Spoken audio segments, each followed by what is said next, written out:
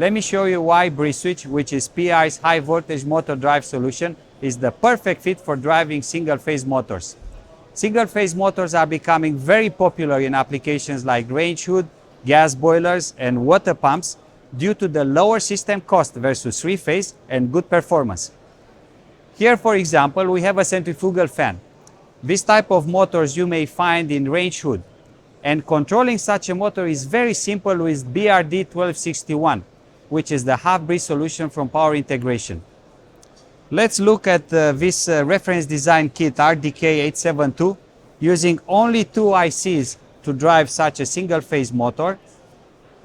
Outputs 70 watts of power, is 98% efficient, and it's very thermally capable due to the PCB heat sinking.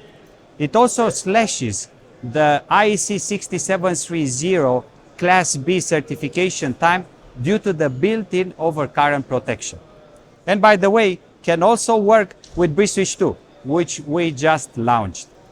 PI also offers Motor Expert for driving single and three-phase motors. It comes with example software running on entry-level Cortex-M0 microcontrollers and the graphical user interface to control and optimize the motor and system performance. For more information, please go to power.com.